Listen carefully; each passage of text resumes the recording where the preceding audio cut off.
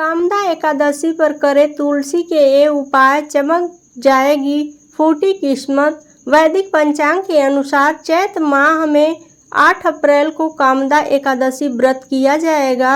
सनातन धर्म में इस व्रत को विशेष महत्वपूर्ण माना जाता है। धार्मिक मान्यता के अनुसार इस व्रत को विधि पूर्वक करने से व्यक्ति को सुख शांति और धन की प्राप्ति होती है। साथ ही जगत के पालनहार भगवान विष्णु की कृपा प्राप्त होती है। इस दिन जीवन में सभी सुखों की प्राप्ति के लिए तुलसी से जुड़े उपाय भी किए जाते हैं। ऐसा माना जाता है कि कामदा एकादशी पर उपाय करने से धन की देवी माँ लक्ष्मी प्रसन्न होती हैं, साथ ही आर्थिक तंगी से छुटकारा मिलता है। ऐसे में आइए जानते हैं कि तुलसी के उपाय के बारे में और कामदा एकादशी की कथा भी पूरी सुनेंगे। दुख और संकट से मिलेगा छुटकारा।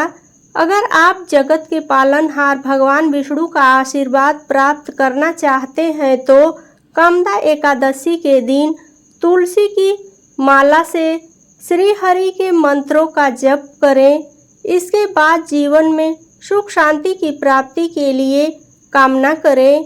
धार्मिक मान्यता के अनुसार इस उपाय को करने से जीवन में आ रही सभी प्रकार के दुख और संकट जल्द दूर होते हैं। आर्थिक तंगी होगी दूर।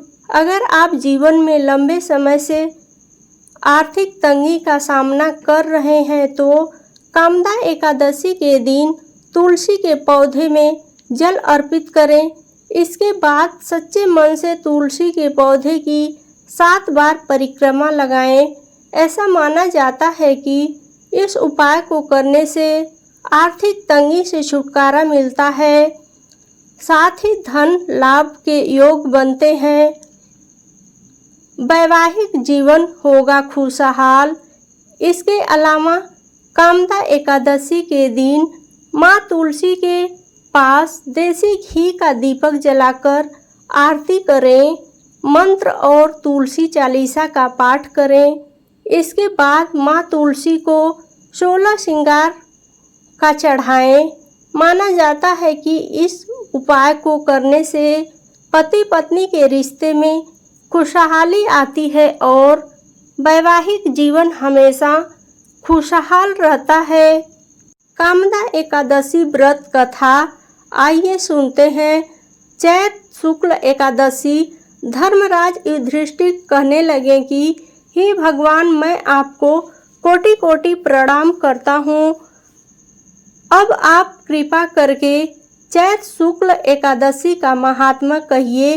श्री कृष्ण कहने लगे कि हे धर्मराज, यही प्रश्न एक समय राजा दिलीप ने गुरु वशिष्ठ जी से किया था और जो समाधान उन्होंने किया वो सब मैं तुम्हें कहता हूँ। प्राचीन काल में भोगीपुर नामक एक नगर था। वहाँ पर अनेक ऐश्वर्यों से युक्त पुंडरीक नाम का एक राजा राज्य करता था। भोगीपुर नगर में अनेक अप्सरा, किन्नर तथा गंधर्व वास करते थे। उनमें से एक जगह ललिता और ललित नाम के 2 स्त्री पुरुष अत्यंत वैभवशाली घर में निवास करते थे। उन दोनों में अत्यंत स्नेह था, यहाँ तक कि अलग अलग हो जाने पर दोनों व्याकुल हो जाते थे।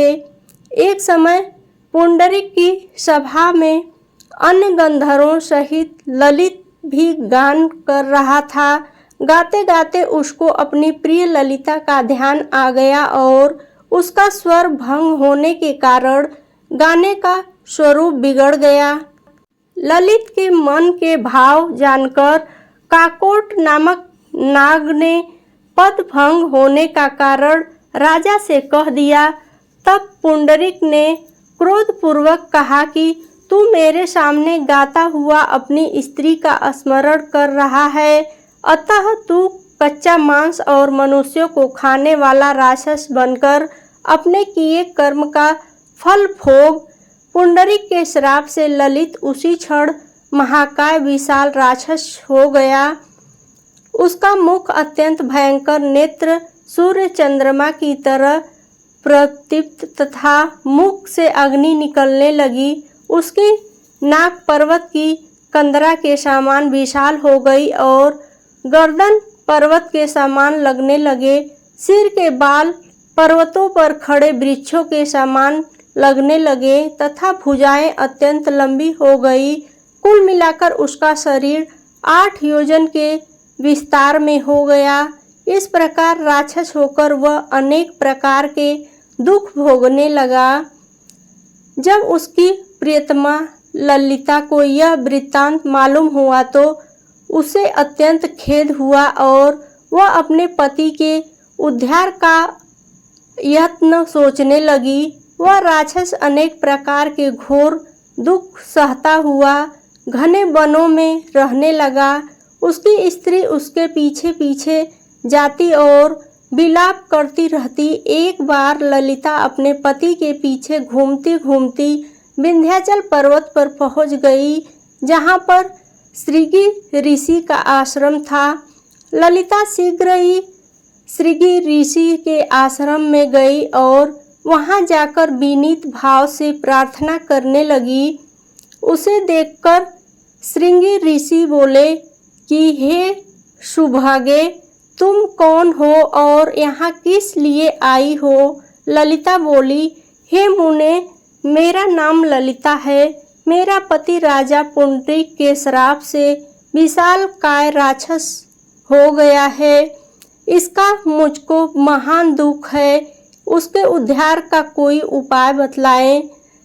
श्रृंगी ऋषि बोले, हे गंधर्व कन्या, अब चैत शुक्ल एकादशी आने वाली है, जिसका नाम कामदा एकादशी है। इसका व्रत करने से मनुष्य के सब कार्य सिद्ध होते हैं। यदि तू कामदा एकादशी का व्रत कर उसके पुण्य का फल अपने पति को दे दो तो वह शीघ्र ही राक्षस योनि से मुक्त हो जाएगा और राजा का श्राप भी यशमेव शांत हो जाएगा।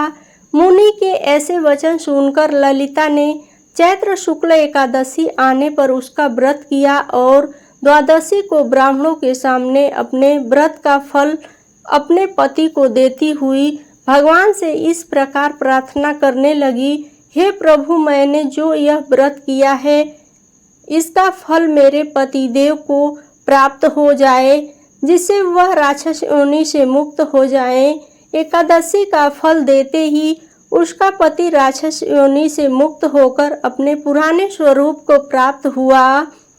फिर अनेक सुंदर वस्त्राभूषणों से युक्त होकर ललिता के साथ विहार करने लगा। उसके पश्चात वे दोनों विमान में बैठकर स्वर्गलोक को चले गए। वशिष्ठ मुनि कहने लगे कि हे राजन, इस व्रत को विधि पूर्वक करने से समस्त पाप नाश हो जाते हैं तथा राक्षस आदि की योनि भी छूट जाती है। संसार के इसके बराबर कोई और दूसरा व्रत नहीं है। इसकी कथा पढ़ने या सुनने से वाजपेयी यज्ञ का फल प्राप्त होता है। प्लीज़ आपको थोड़ी सी भी पसंद आई हो तो लाइक, शेयर और चैनल पे पहली बार हो तो चैनल को सब्सक्राइब ज़रूर करें। वीडियो देखने के लिए आपका बहुत बहुत धन्यवाद।